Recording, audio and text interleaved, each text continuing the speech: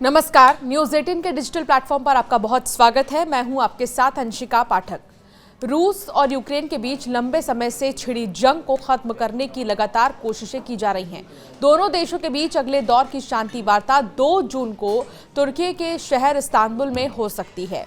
Kremlin ने इसका प्रस्ताव रखा है। रूसी विदेश मंत्री सर्गेई लावरोव ने बुधवार को इस बात की जानकारी दी। उन्होंने कहा कि रूस ने यूक्रेन के साथ शांति वार्ता के अगले दौर का प्रस्ताव रखा है।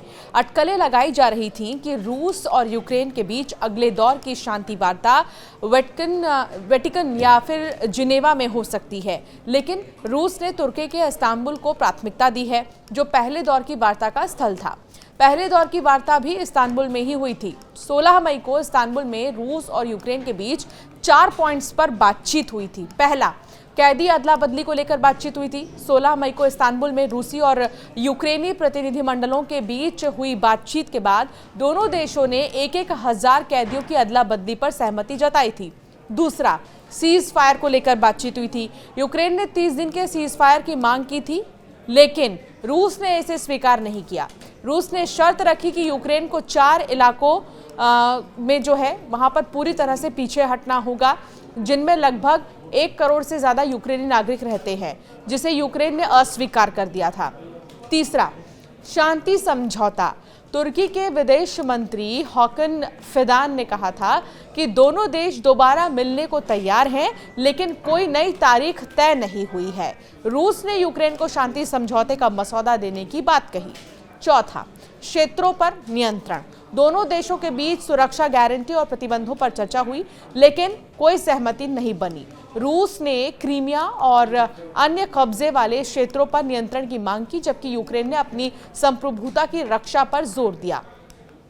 भले ही रूस यूक्रेन के बीच शांति वार्ता की अगली तारीख भी तय हो गई, मगर अमेरिका के राष्ट्रपति डोनाल्ड ट्रंप को इस बैठक के बारे में पता ही नहीं चल पाया, जबकि ट्रंप की इच्छा थी कि इस बैठक में वो भी शामिल होते। पिछले बैठक में जेलेंस्की तो मौजूद थे, लेकिन पुतिन उपस्थित नहीं हुए थे। तब ट्रंप ने सोशल मीडिया पर लिखा था, पुतिन इसलिए बैठक में शामिल नहीं हुए हैं कि मैं वहां नहीं था। ट्रंप का मकसद रूस यूक्रेन में युद्ध विराम कराने की क्रेडिट लेना है, लेकिन वो सफल नहीं हो पा रहे। लिहाजा ट्रंप ने बौखलाहट में अभी कुछ दिन पहले ही पुतिन को यूक्रेन में नरसंहार बढ़ने पर पागल तक कह दिया था। इसी बीच आगामी 2 जून को रूस और यूक्रेन के बीच दूसरी बार वार्ता होने जा रही है। तो वहीं लावरोव ने कहा, जैसा कि हमने सहमति जताई थी, रूसी पक्ष ने तुरंत बता दें कि एक प्रासंगिक ज्ञापन तैयार किया, जिसमें संकट के पीछे की वजहों को कैसे दूर किया जा सकता है, इसकी पूरी जानकारी दी गई।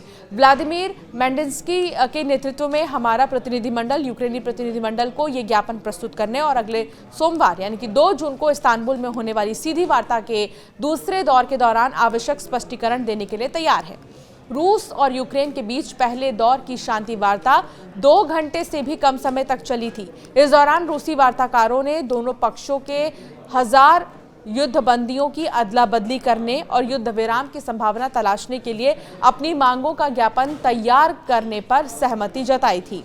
यूक्रेनी राष्ट्रपति व्लादिमीर जेलेंस्की ने रूसी राष्ट्रपति व्लादिमीर पुतिन के साथ सीधी वार्ता की मांग रखी है, जिसके जवाब में क्रेमलिन के प्रवक्ता दामित्री ने कहा है कि ये तभी संभव होगा जब दोनों पक्षों के वार्ताकार किसी स्थायी समझौते पर पहुंचेंगे। अमेरिका के राष्ट्रपति डोनाल्ड ट्रंप लगातार दोनों देशों से चल रहे युद्ध खत्म कराने का जो प्रयास है वो कर रहे हैं। वो चाहते हैं कि उनको क्रेडिट मिले। जिस तरीके से आपने देखा होगा इंडिया और पाकिस्तान के बीच में भी जिस तरह के हालात थे, उसमें भी डोनाल्ड ट्रंप चाह रहे थे खुद को एक लीडर के तौर पर पेश करना, कि कैसे उन्होंने जो है सीज फायर को लेकर बातचीत की थी, लेकिन कई बयानों में उन्होंने यू टर्न भी लिया।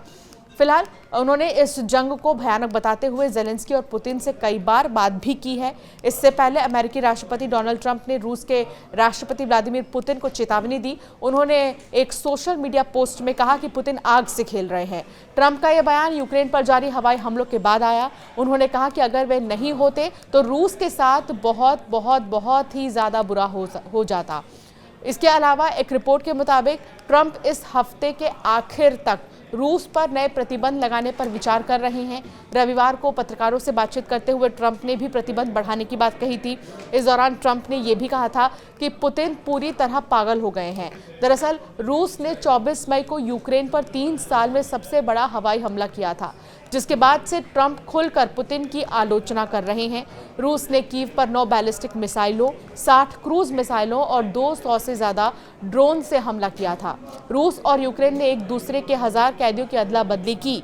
ये 3 साल से जारी जंग में सबसे बड़ी कैदी की अदला बदली का हिस्सा है।